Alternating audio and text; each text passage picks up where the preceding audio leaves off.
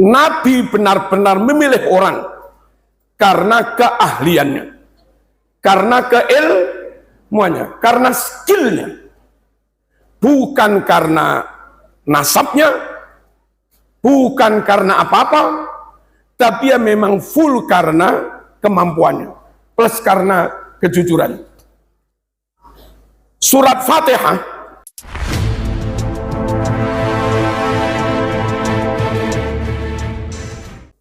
para masyayikh rahimakumullah, Nabi sangat mengutamakan ilmu, sangat-sangat mengutamakan ilmu. Nabi sangat profesional, nggak peduli famili atau bukan, kalau nggak berilmu minggir. Budak sekalipun kalau berilmu, ya dia yang diambil. Kutabul wahyi, yang dipercaya Nabi menulis wahyu, mencatat wahyu, Zaid bin Thabit dan kawan-kawan. Mungkin dengan Nabi nggak ada hubungan famili, bukan keluarga dekat, tapi memang profesional. Dia teliti dalam khotnya, dan tulisan Quran sampai sekarang nggak ada yang salah. Dia juga yang dipercaya Abu Bakar, Zaid bin Thabit, untuk melakukan proyek besar Tadwinul Mushaf, membukukan Al-Quran. Lalu ketika di zaman Sayyidina Utsman, Quran ingin diperbanyak menjadi 6, disebar ke beberapa kota. Laki-laki tim yang dipercaya juga Zaid bin Thabit.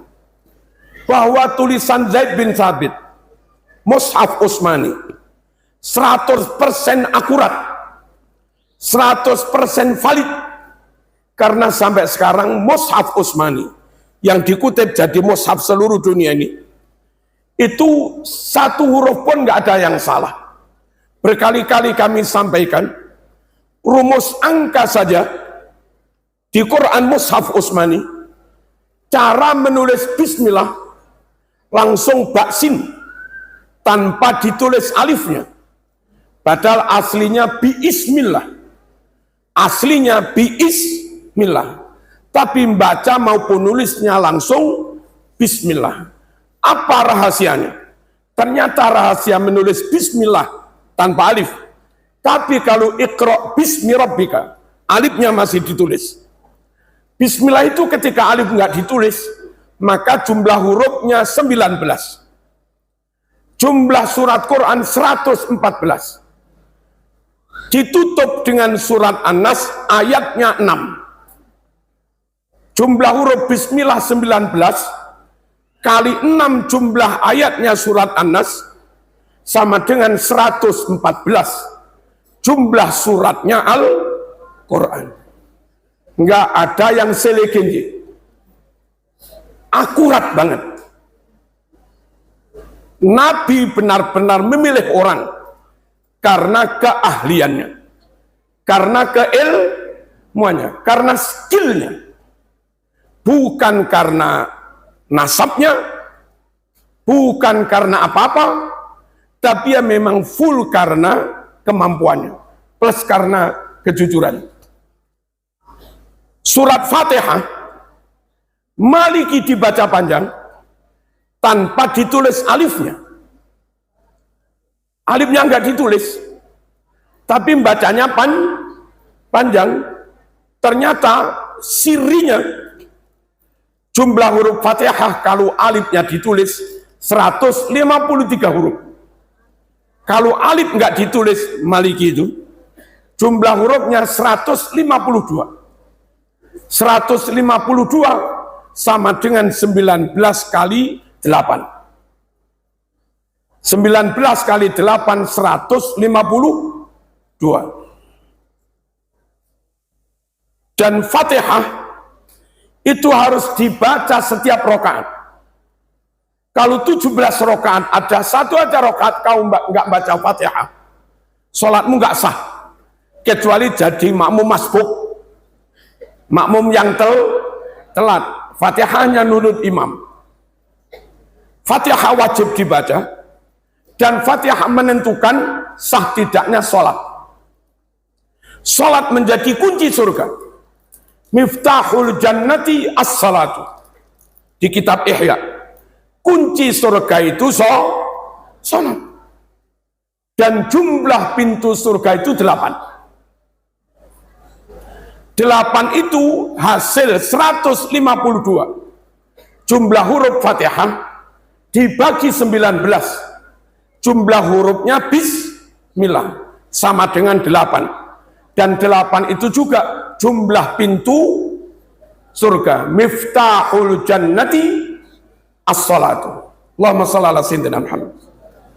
Satu-satunya surat yang mungkin nilainya, derajatnya hampir imbang dengan suratul Fatihah hanya surat Yasin.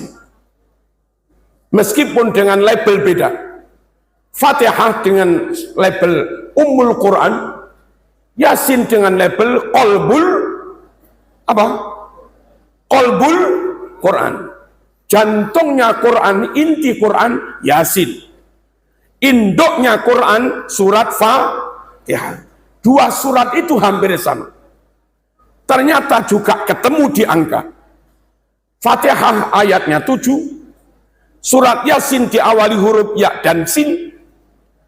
Dan jumlah huruf ya sin di surat Yasin ada 133.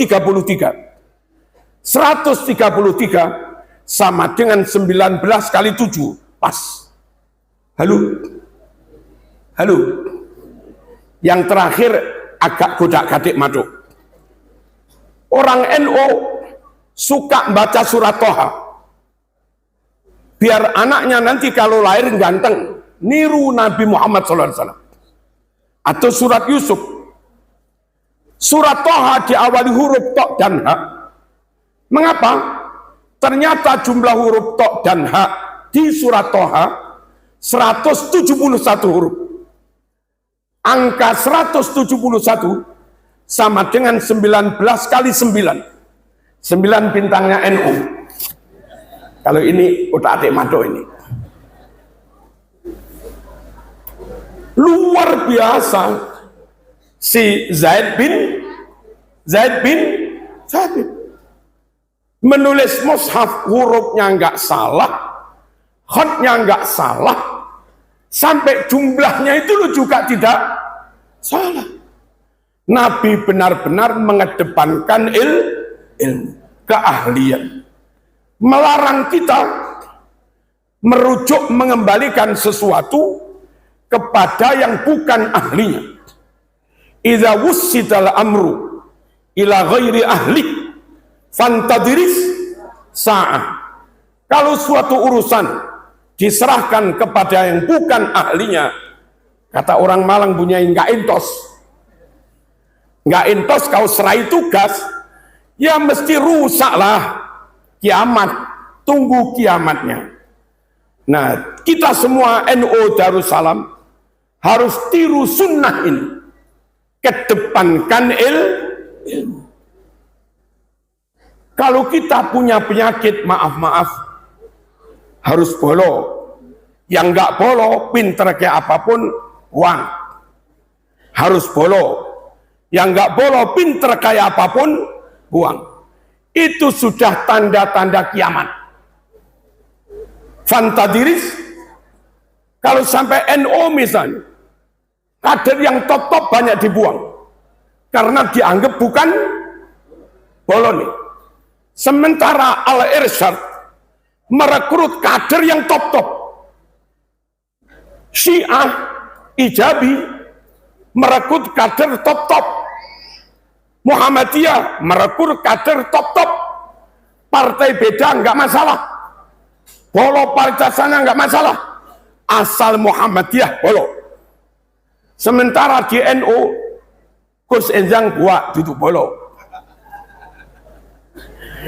Ya Sakroni buat duduk bolo. Lah kalau orang-orang top profesional kau buang, satu, tidak meneladani contoh yang dicontohkan Rasulullah SAW. Dan kalau suatu saat SDM organisasi lain lebih unggul daripada SDM yang ada di NU, lalu bermodal SDM top-top itu, lembaga-lembaga orang lain top-top juga, karena didukung SDM yang top-top. Sementara lembaga kita sulit diangkat. Emang SDM-nya juga ya jangan salahkan orang lain. Salah NU sendiri nggak meneladani kanjeng. Sampai Nabi itu mengatakan tegas, innama buistu mu'alliman. Sungguh saya diutus untuk menjadi pendidik. Tugasku diutus di dunia untuk menyebarkan ilmu. Dan ilmu ini yang bisa diwarisi umat. Nabi ganteng Pol G. Sakroni. Kalau Marzuki suruh mewarisi gantengin Nabi, ya nggak bisa lah. Baina sama wasumur minyak. Nabi fisiknya sempurna, keringatnya harum. Kalau itu Marzuki suruh mewarisi, ya nggak bisa. Wong keringat saya ketutnya nggak karu-karuan. Tapi kalau Nabi mewariskan ilmu, siapapun, suku apapun berpeluang untuk menjadi ahli warisnya kanjeng Nabi. Al ulama warasatul anbiya. Ulama mereka yang berilmu itulah orang-orang yang mewarisi ilmunya kanjeng Nabi. Meskipun non jauh di sana, perbatasan dengan Ciamis, Kiai. Mana perbatasan Ciamis itu? Napa Kiai? Kecamatan apa Kiai? Majenang. Yang gunung bisa. Tapi orang ya berilmu. Dialah pewarisnya kanjeng Nabi. Allahumma shalli ala sayyidina Muhammad. Kita semua pondok ini harus berbasis keilmuan. Jangan sampai membuat lembaga tidak berbasis keilmuan. Sulit membangun peradaban maju tanpa SDM yang top-top. Sulit membangun peradaban maju yang kalau maju kita bisa mengatur orang lain. Kalau maju kita bisa mewarnai orang. Sulit bangun peradaban tanpa ilmu. Orang ahli wirid, ahli tahajud, bodoh, nggak bisa menguasai perusahaan, nggak bisa menguasai kampus, nggak bisa menguasai pertambangan. Tapi maaf mungkin orang tidak sholat, tapi punya ilmu tentang pertambangan, ya dia yang menguasai pertambangan. Nggak bisa bangun peradaban tanpa ilmu. Allahumma shalli ala sayyidina Muhammad. Saya matur kepada Gus Enjang, kepada Pak Mudhofi juga. Nanti SMP ini harus SMP unggulan. Tapi tetap saya minta minimal 2,5%. Kalau unggulan identik dengan agak mahal punya. Nggak mungkin unggulan tanpa merekrut guru yang top-top. Nggak mungkin guru yang top-top kita pacu, kita cambuk untuk bekerja maksimal. Kalau BBM-nya nggak full tank. Apa ini? Ngerti nggak? BBM harus full. Bahkan jangan pertalite. Tapi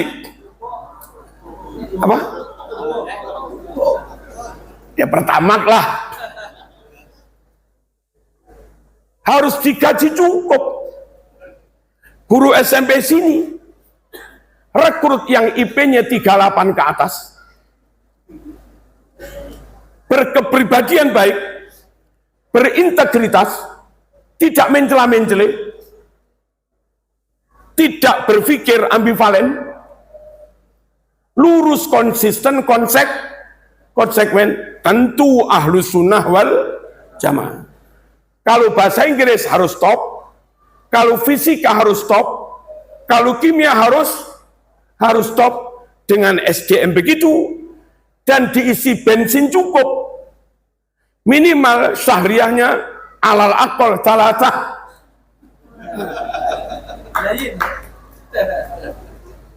Alal aqal salasah.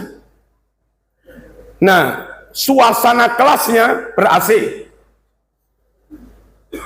Kelasnya jangan banyak-banyak. Lalu ada kamar mandi dalam yang ada sedot angin biar nggak bau. Ini modern ini. Allahumma shalli ala sayyidina Muhammad. Lantainya jangan tekel biasa, minimal granit. Wong namanya kelas unggulan. Dan ada kulkas. Kulkas itu terprogram. Kelas itu 20 anak misalnya. Di kulkas itu hari apa? Ada susu isinya 20 plus 1 gurunya. Nanti hari apa? Kacang hijau. Hari apa lagi? Sule, susu kedel, dan segala macamnya. Nggak mungkin ini dipacu anak-anak. Kalau nutrisi nggak cukup. Lah nutrisi ada di makanan-makanan yang tak sebut itu tadi. Anak kalau nutrisinya kurang, dijak mikir 1 jam ngantuk sudah.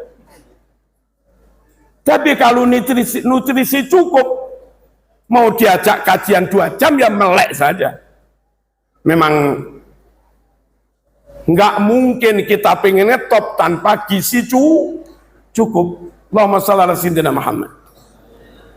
Ini gambarannya kayak begitu. Gurunya top, gaji minimal berapa tadi? Gaji minimal 3 juta. Nah, wali santri kita panggil, kita ajak fair-fairan saja. Pak, Bu, sekelas kami harus nggaji guru sekian. Untuk nggaji tok butuh sekian. Plus dana operasional, penambahan gizi bla bla sekian. Plus kami harus saving. Saving untuk keperluan amil ini. Amil itu setidaknya ya 1/8. 2,5%. Total setiap bulan untuk gaji ini plus saving 2,5% setiap bulan harus segini. Digotong royong anak 20. Yang 1 yatim sedekah sampean semua. Yang 2,5% tadi. Lah monggo dihitung. Plek. Berarti SPP 1,7,5. Oke. Saya yakin zaman segini, yang ekonomi nggak terlalu sulit. Asal pihak manajemen fair, open, transparan, amanah pol, hasilnya juga nyata, orang mesti mau. Yang orang jadi males itu kalau kita tertutup. Orang tua nggak dilibatkan dalam perencanaan. Khawatir dia kalah-kali ya mesti nggak mau. Allahumma shalli ala sayyidina Muhammad. Targetnya bla bla bla bla. SMA kami punya yang tahun ini kami menerima sedikit sekali. Ini lulus sekitar 29. Tapi insya Allah 100% masuk ke PTN. Masuk ke perguruan tinggi negeri, Brawijaya, UM, ITS, UNER, dan 1 masuk di kedokteran. Nah, ketika sudah begitu, tentu kepercayaan umat naik. Kalau kepercayaan umat naik, maaf, ya kita bisa, bukan jual sebetulnya, tapi memang nyata untuk meningkatkan kualitas, butuh tambahan biaya. Nah, nanti kira-kira ke depan pokoknya berbasis ilmu. Dan pesantren sini itu sangat berbasis ilmu. Beberapa pesantren yang lain pemegangnya harus keluarga dalam. Meskipun nggak master, nggak doktor. Tapi di sini itu ya dalam ya doktor. Ada unsur qorobah dan ada unsur profesional bagus. Di Lirboyo menyadari itu karena ada Ma'had Ali. Gus-gusnya sekarang pada doktor. Gus Ahmad Kafabi baru selesai doktor sudah. Gus Adib bin Ki Anwar Mansur juga doktor. Win Tulungagung. Gus Reza juga doktor. Sekarang rektor Tribakti. Mau serahkan orang luar, khawatir dibawa kemana-mana. Kalau serahkan orang dalam, nggak memenuhi syarat, nanti kena akreditasi turun, bermasalah juga. Nah, sini monggo tetap dalam, biar nggak kemana-mana, tapi dalam yang berbasis ilmu. Allahumma shalli ala sayyidina Muhammad. Hadirin rahimakumullah. Kita berakidah benar karena ilmu. Ibadah kita benar karena ilmu. Pekerjaan benar juga karena ilmu. Andai orang itu kaya plus berilmu, alhamdulillah. Andai orang itu ganteng, cantik plus berilmu, alhamdulillah. Andai orang itu bernasab, bahkan nasab Rasulullah SAW, plus berilmu, alhamdulillah. Tapi kalau tanpa ilmu, nggak boleh mengedepankan nasab mengalahkan ilmu. Nggak boleh mengedepankan pangkat, harta mengalahkan ilmu. Tetap harus ilmu paling depan. Beberapa waktu lalu Indonesia kena penyakit, orang pinter Pol itu malah dibuang. Dahulu Habibie yang super cerdas, sulit sekali kembali ke Indonesia. Karena khawatirnya ini yang ada. Akhirnya dia lama di Jerman. Pas istri kami bunyanyi ke Thailand, ternyata Thailand maju pertaniannya, rekayasa genetika mengoplos bibit. Mereka punya jambu besar enak, mereka punya nangka besar enak, mereka punya durian besar juga enak. Itu hasil rekayasa oleh anak-anak Indonesia, alumni IPB. Sayangnya kadang yang pinter banget begitu, kalau daftar di sini malah ditolak. Khawatirnya ini yang dalam. Itu penyakit kita. Ainun Najib, anak Ibnu Gresik, Kecamatan Bunga, top ahli IT luar biasa, merancang macam-macam bisa aja, aplikasi macam-macam dia bisa menciptakan. Namanya Ainun Najib, anak NU Ibnu Gresik. Di Indonesia malah nggak diterima. Khawatirnya ini ngancam yang lama. Akhirnya negara ini terbuka, oke. Kami ditolak di sini, daftarlah di Singapura.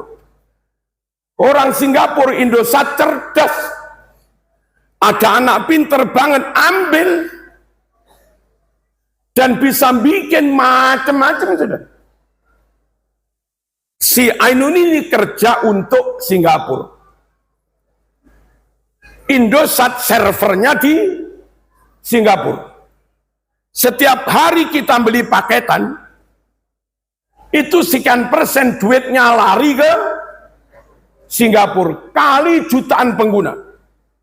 Sungguh Singapura kaya karena punya Ainun Najib.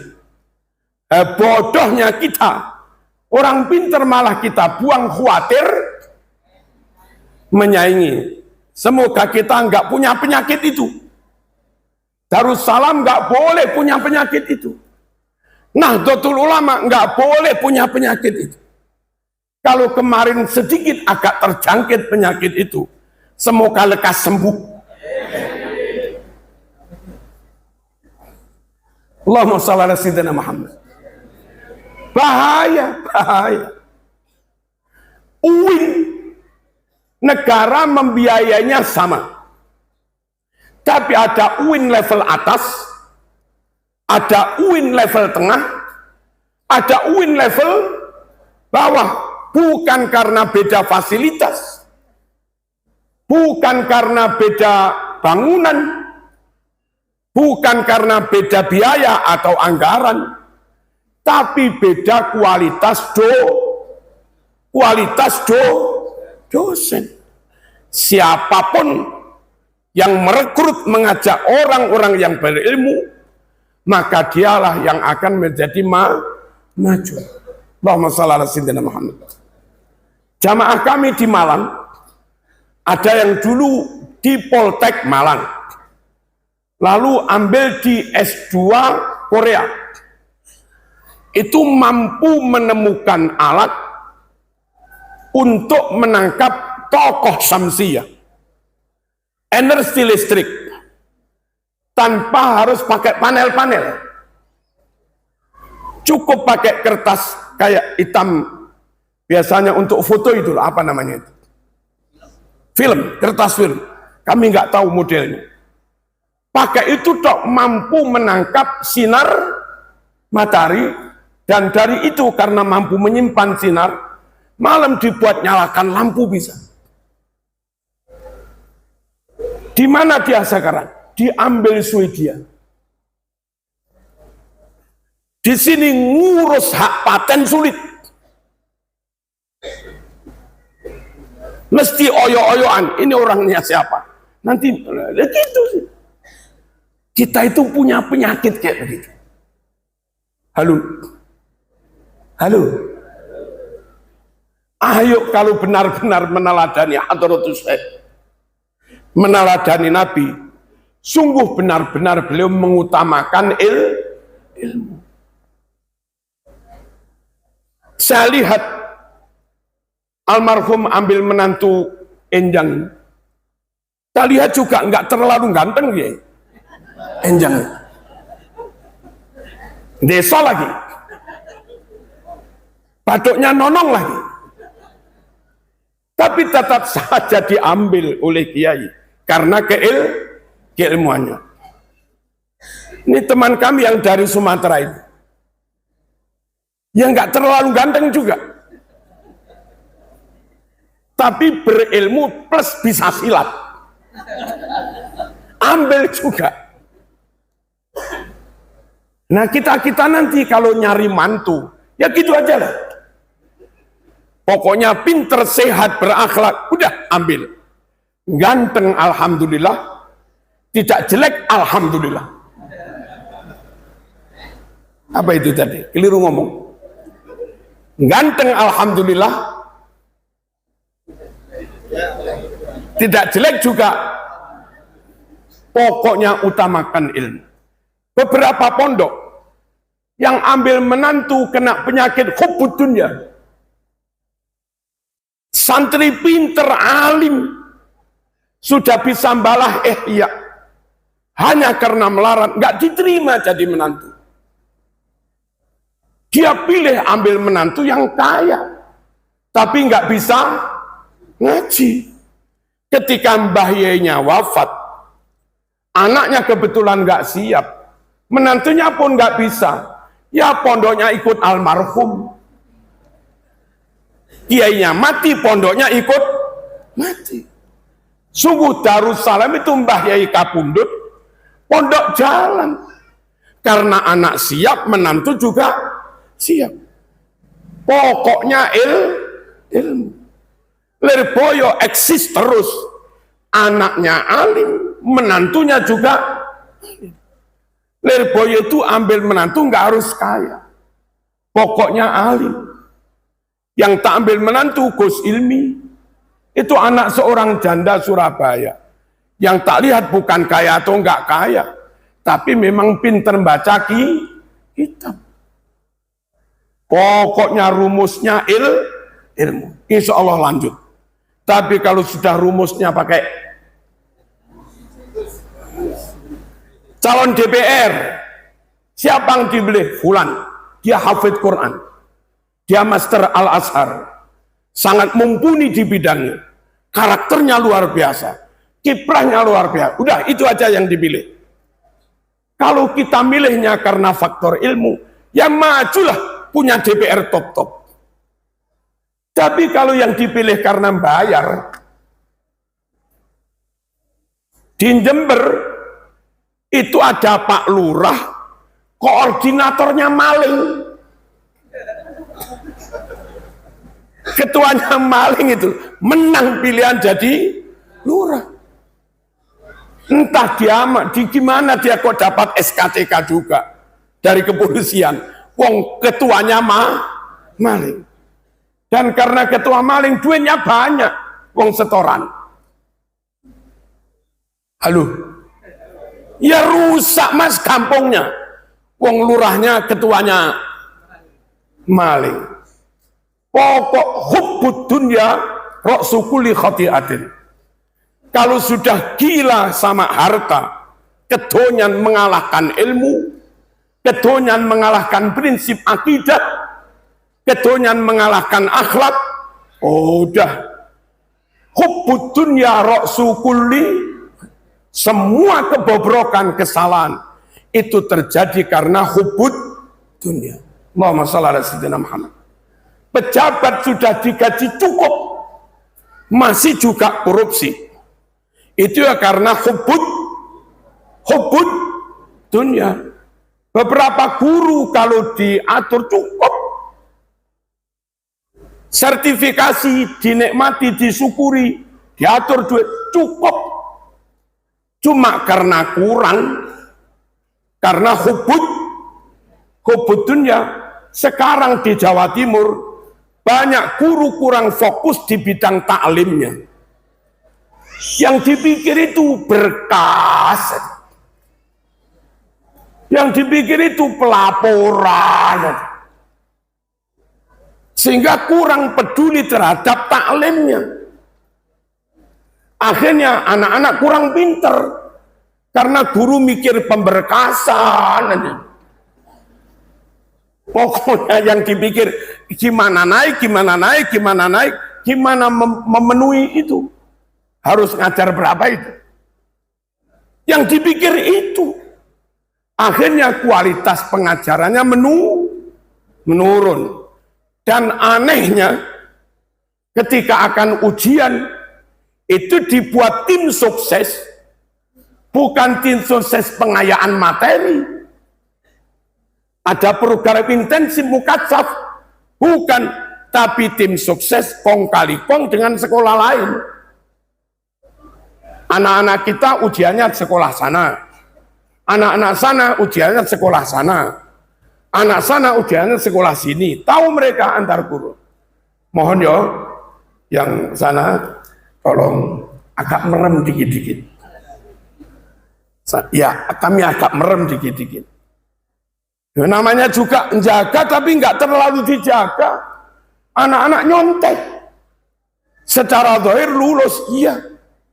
Tapi ketika anak-anak itu daftar di perusahaan-perusahaan top, daftar di nikel, daftar di smelter, itu butuh orang yang memang skillnya mantep.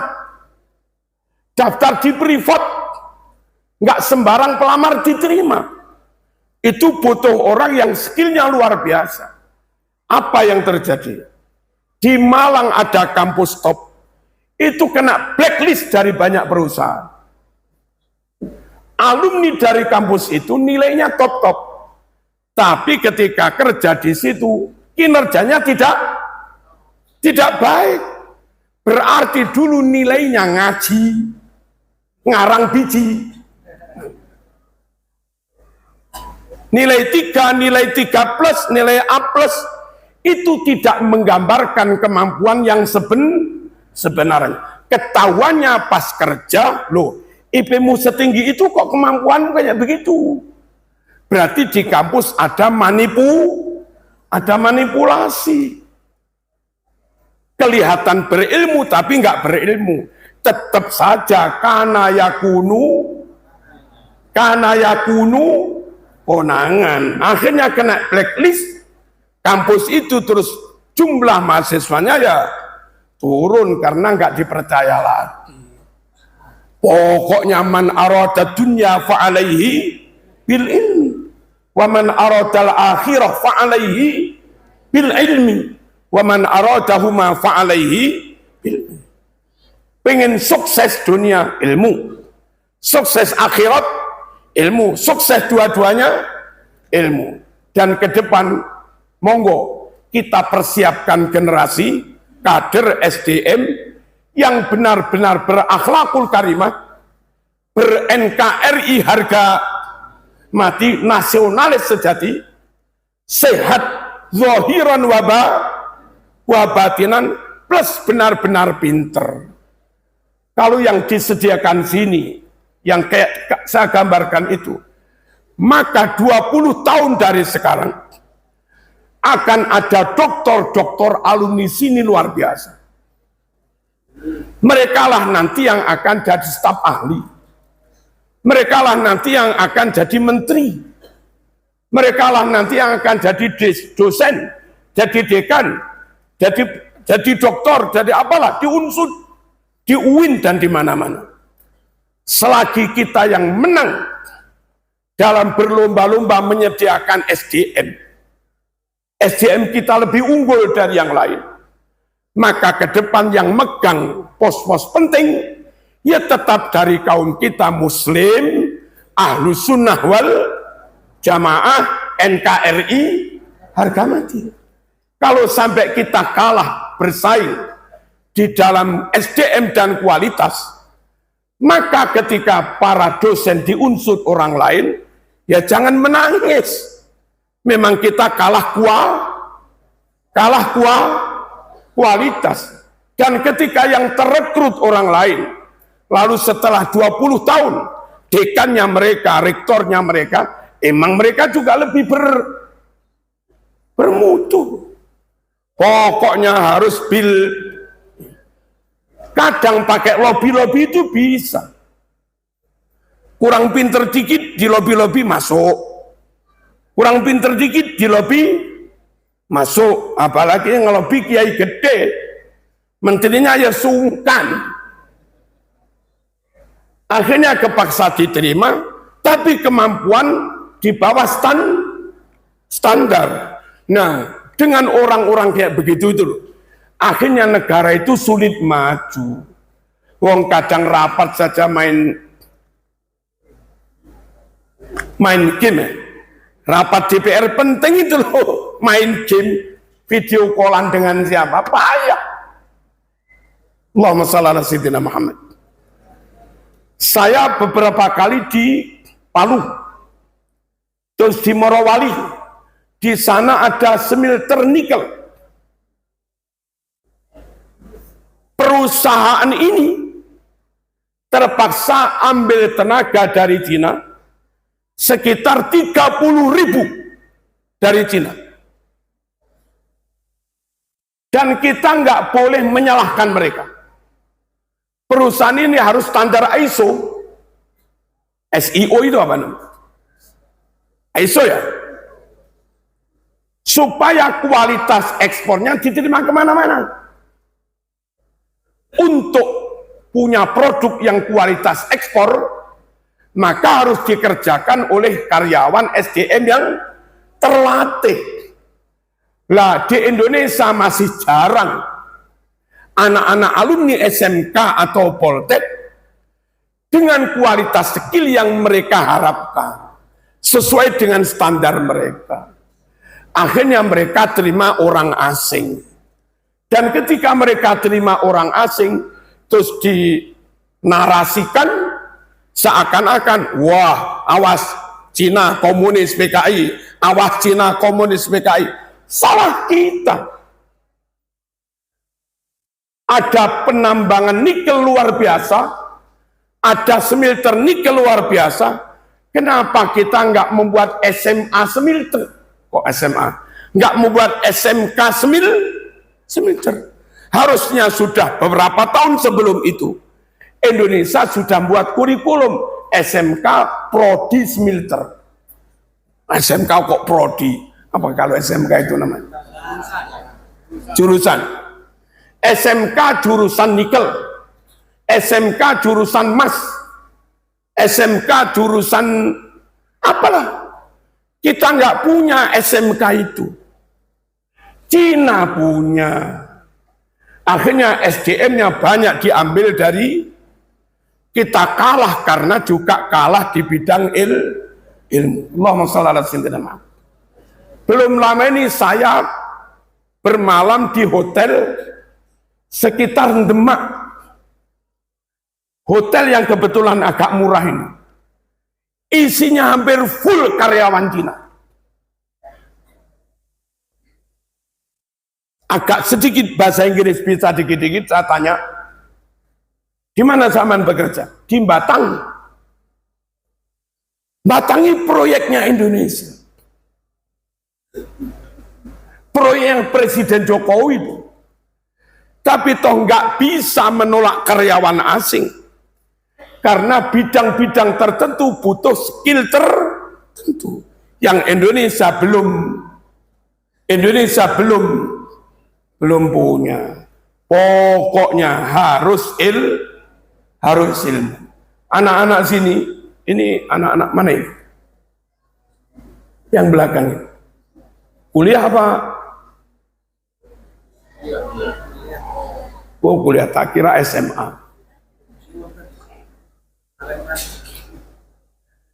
Tak minta IP-nya nggak boleh kurang dari 3,8. Siap apa enggak itu? Dan itu harus IP asli orisinil. Nggak pakai nyontek-nyontek. Asli kemampuan sampean. Ketika IP-nya segitu, ya memang segitu. Kalau bisa seperti itu, maka adik-adik akan sangat mudah untuk lulus S2 LPDP. Atau banyak tawaran-tawaran beasiswa. Dan begitu keterima di S2, jangan sia-siakan kesempatan itu. Belajar yang super sungguh-sungguh. Ini bahasa Inggrisnya sudah 600 apa belum? Belum. Ada TOEFL tadi. Ujiannya di sini. Harus. Sampai kalau di bawah 600, kalaupun keterima S2 ya S2 dalam negeri. Kalau S2 luar negeri harus 600 bisa lebih. Harus sampai frontle. Nah, ketika adik-adik berkesempatan S2 di Australia di mana-mana. Di sana fasilitas lengkap, perpustakaan juga lengkap, profesor ada, pengen nanya apapun bisa. Lalu sekalian ambil S3 ke sana. Ketika Darussalam melahirkan doktor-doktor kayak begitu, maka insya Allah 15 tahun dari sekarang rekrutmen dosen Unsud itu alumni Darussalam. Yakin. Rekrutmen UGM itu alumni Darussalam. Dan ketika sudah begitu, maka Darussalam benar-benar rahmatan lil alam, mewarnai di mana-mana. Quran menggambarkan sosok yang benar-benar ideal, yang diharapkan Quran. Wa matalu kalimatin thayyibatin kasajaratin thayyibah asluha sabit wa far'uha fis sama tu'ti ukulaha kullahinin biizni rabbiha. Satu perumpamaan idealisme yang luar biasa yang didambakan Quran. Itu kayak pohon, batangnya, akarnya kokoh menghunjam di dalam tanah. Dia punya prinsip, dia punya moral, dia punya mental, attitude-nya bagus, akidahnya ahlus sunnah wal jamaah, sholatnya rajin, asluha sabit. Tapi meskipun prinsip kokoh menancap di dalam tanah, wa far'uha fis sama, hal itu tidak menghalangi dia untuk terus berkembang menjulang tinggi. Tahu-tahu sampai London. Seperti yang pertama ini. Tahu-tahu sampai Belanda, tahu-tahu sampai mana. Dan ketika sudah berkiprah kemana-mana, punya akidah, punya iman, punya akhlak, punya keikhlasan, plus punya ilmu, dia siap memberikan buahnya kepada siapapun. Tu'ti ukulaha kullahinim biizni rabbiyah. Dia siap memberikan buahnya kepada siapapun.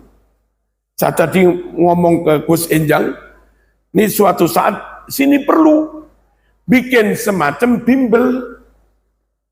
Bukan bimbel yang harus di sini. Lembaga milik Darussalam, bimbel, dia merekrut calon guru-guru bimbel yang ahli matematika plus ngaji, bahasa Inggris plus ngaji, fisika plus ngaji, biologi plus ngaji, dan yang lain-lain.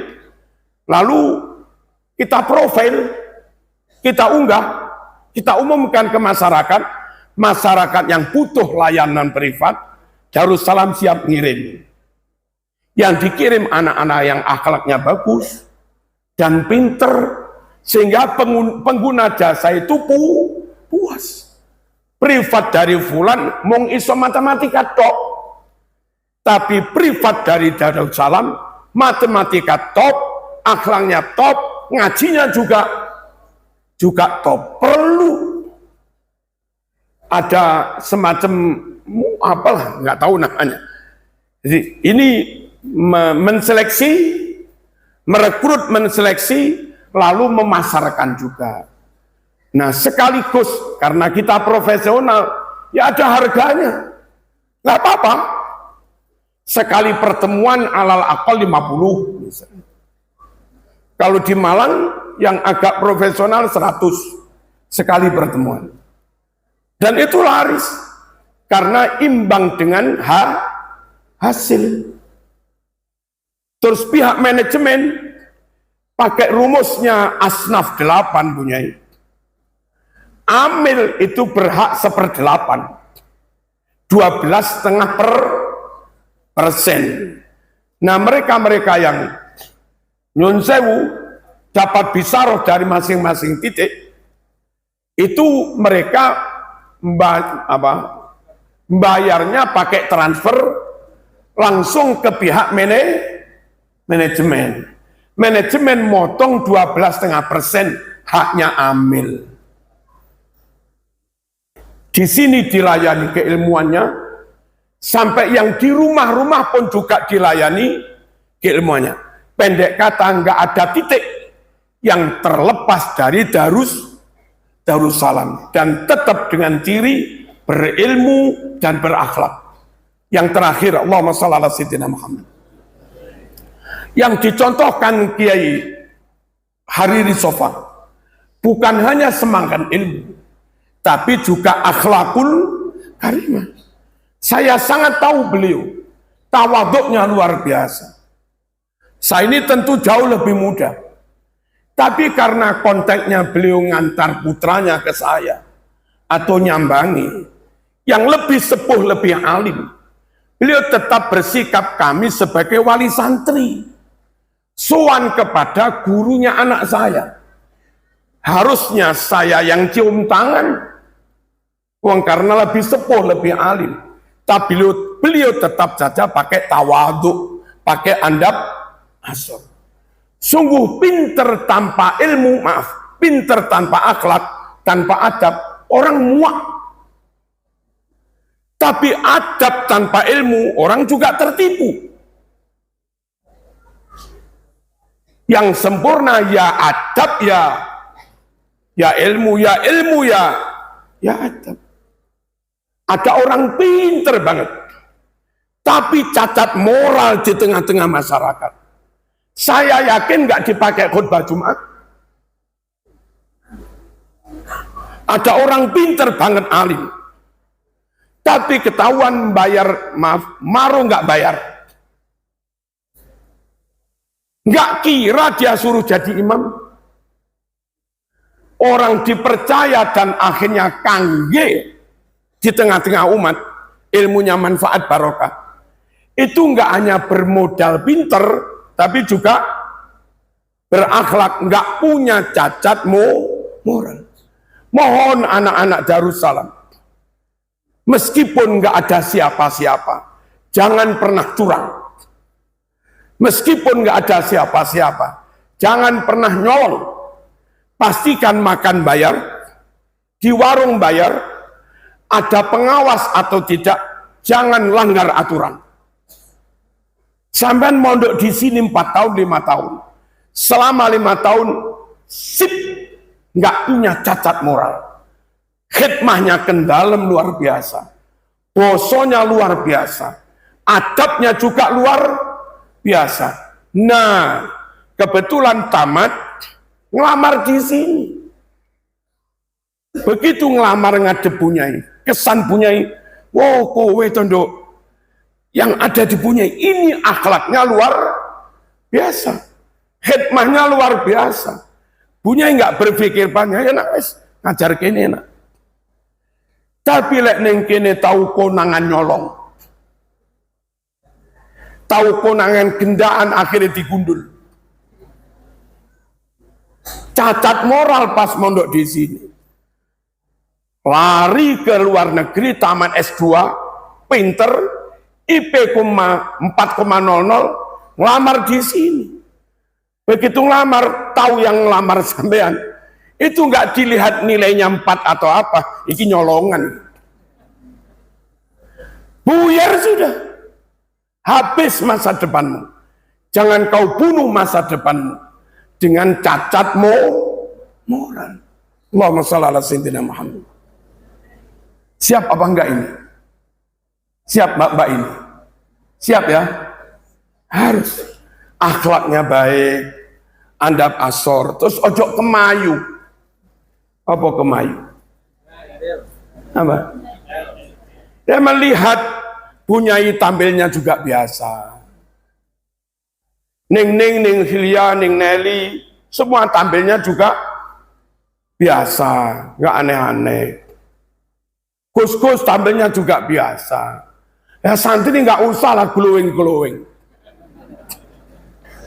Ngapain wong dari dalam saja tampil biasa, samenin dalam juga enggak, pinter juga enggak, glowingan terus saya. Ojo kemayu. Apa kemayu? Nggak baik itu nggak baik. Tampil apa adanya. Kami punya anak, Ning Sofi, sekarang jadi dosen kedokteran. Lulus S2 kedokteran nilainya hampir 4, 3,9. Itu loh, wajahnya ya biasa-biasa, bajunya juga biasa-biasa, dandanannya juga biasa-biasa. Adiknya Hafidhoh, kuliah di Brawijaya, IP utuh 4,00. Itu juga biasa-biasa, nggak pakai apa ini, nggak pakai yang aneh-aneh. Pede karena keilmuannya, pede karena kepinterannya, pede karena keunggulannya, dan cantik karena memang nggak punya cacat moral.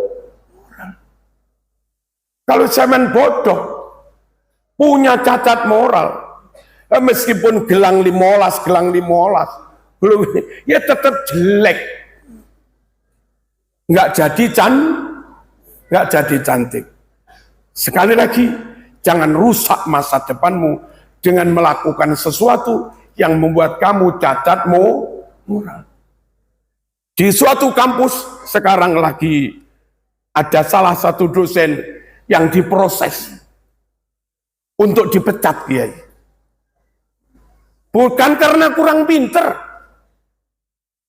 bukan karena tidak doktor, karena nggak bisa menjaga perilaku, karena nggak bisa menjaga ucapan. Dan kalau dia tetap di kampus itu, kampusnya yang kena apa? Kena aib, tercoreng.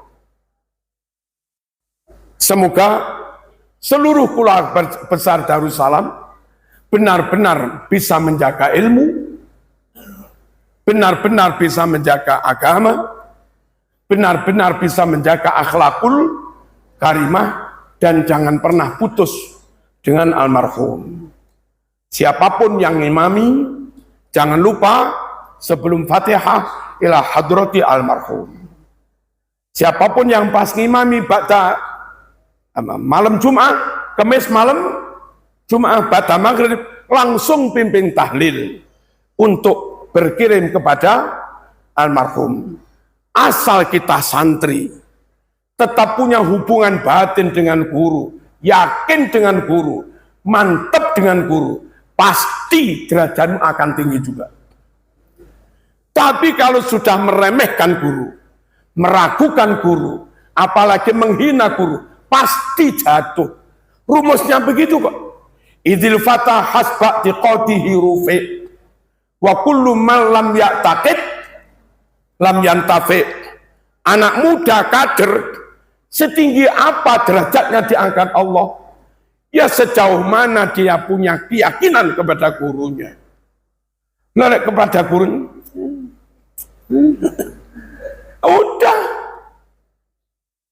cepat atau lambat zaman mesti terbuang. Wa kullu man lam ya'taqid lam yantafi. Orang kalau nggak yakin, ya nggak kira mendapat manfaat. Ikut perkuliahan, dosennya kebetulan nggak ganteng, biasa-biasa. Ada siswa atau siswi sombong karena ganteng. Begitu yang masuk dosen ini pinter tapi agak jelek. Dia begini.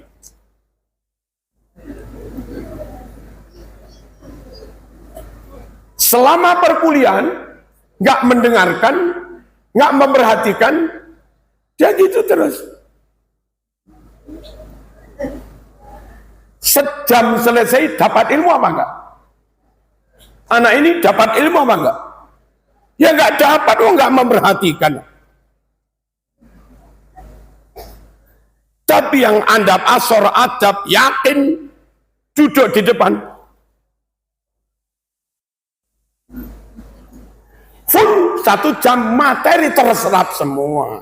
Enggak yakin, enggak mungkin dapat ilmu. Percaya enggak nih? Percaya enggak? Idzil fatah hasba tiqatihi rufi wa kullu man lam ya'taqid lam yantafi. Ini kepingin tak isi. Gelas yang kepingin diisi harus terima duduk di bawah. Andap asor adab, dan harus anteng. Ojo kakean poyang payeng pola. Asal gelas itu mau duduk di bawah, meskipun anaknya gede, tapi tetap sadar, aku murid, butuh diisi. Saya terima ikhlas duduk di proses pengisian berjalan dengan baik. Ini repotnya gelas minta diisi, tapi nggak mau di bawah, maunya di atas ini. Lo minta diisi kok nggak mau di bawah, maunya di atas. Seakan keturunan Rasul, nggak mau andap asor dengan guru yang hanya pribumi. Seakan keturunan kiai besar, nggak mau andap asor kepada guru yang hanya anaknya tukang tani. Kalau kamu jadi gelas ingin diisi, lalu nggak mau di bawah, maunya di atas, nggak bakal terjadi pengisian. Paham no pemeden? Tanpa adab nggak mungkin ilmu masuk. Wa kullu man lam ya'taqid lam yantafi. Dan guru-guru di Darussalam nggak usah jaim, guru-guru nggak usah jaga jarak. Udah Gus Enjang ya kayak saya ngajar di Pondok Gasek. Kami ngajar santri, tapi kami ngobrol dengan santri juga biasa. Kami yang mengajar santri, tapi kami kadang ikut kerja bakti bersama santri, biasa.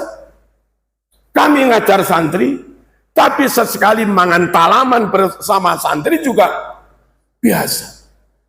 Ketika guru ini nggak jaga jarak, nggak ambil jarak dengan murid, sungguh proses transfer of knowledge, pengisian ilmu itu akan berjalan sepenuhnya sempurna. Ini muridnya sudah manut, duduk di bawah. Gurunya yang sombong, jaga jarak. Diisi dari sini. Ya tumpah-tumpah lah. Tapi kalau guru itu akrab, dekat, kadang sesekali anak-anak ajak ngobrol. Dulu Ki Abdul Wahab Has kadang ngerokok bareng santri. Ketika guru itu ini mau ngisi ini, jaraknya jangan jauh-jauh, dekat, lembut, halus, sabar. Setetes pun nggak ada yang tumpah, semua ilmu masuk. Gurunya mendekat, menyayangi murid, muridnya andap asor. Sungguh suatu interaksi yang ideal antara murid dengan guru. Nabi menyebut murid tidak murid, tapi disebutkan dengan sahabat. Aslinya muridnya.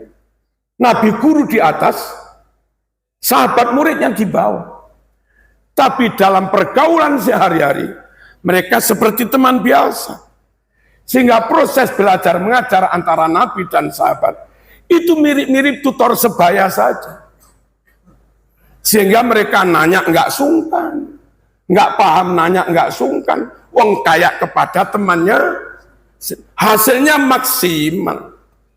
Sampai imam-imam madhab Syafi'i menyebut muridnya bukan murid, tapi muridnya imam-imam madhab disebut ashabu Syafi'i, disebut ashabu Malik, sahabatnya Syafi'i, sahabatnya Imam Malik. Padahal aslinya bukan sahabat, emang murid. Tapi itu untuk menggambarkan betapa akrab dan dekatnya guru kepada murid. Murid pun diajak berproses berijtihad. Murid diajak berproses beristimbat. Sehingga begitu imam madhab wafat, muridnya pun siap melakukan seperti yang dilakukan gurunya, yakni berijtihad, beristimbat. Kiai-kiai itu rata-rata manggil muridnya, kalau kiai Kediri, Blitar, itu manggilnya Kang. Di sini apa? Kang, Mas. Nih. Kalau perempuan, Mbak. Mriki napa? Bro. Aja bro to koyo embongan. Tapi lebih baik begitu. Meskipun kita ning apa, jangan dipanggil jangkar atau jambal. Itu anak pondok kita, Mbak, Mbak, Mas, seperti Nabi nyebutnya juga sahabat, Imam Syafi'i nyebut murid juga sahabat. Nah, hubungan antara murid dengan guru, murid andap asor, tapi guru juga mendekat. Hasilnya luar biasa, Mas. Saya kira begitu. Pokoknya innama bu'istu mu'alliman, saya diutus kata Nabi untuk menyebarkan ilmu. Dan proses PDM, proses belajar mengajar, kalau bisa seperti itu tadi. Gurunya sayang-sayang, gurunya totalitas, gurunya nggak usah jaim-jaim, gurunya nggak usah jaga jarak terlalu jauh, biar murid nggak sungkan bertanya, dan nggak usah khawatir murid kurang ajar. Guru itu meskipun akrab dengan murid, tetap wibawa, pokok guru itu memang berkapasitas dan berkualitas, juga bermoral, tetap wibawa. Saya kira begitu. Sekali lagi, semoga Darussalam bisa seperti itu dan dicontohkan oleh Romo Kiai Dr. Hariri Sofa, akrab dengan murid, akrab dengan anak, akrab dengan menantu, akrab dengan saya, akrab dengan siapa-siapa, sehingga dengan interaksi yang akrab ini, proses menularkan ilmu berjalan dengan sempurna. Al-Fatihah.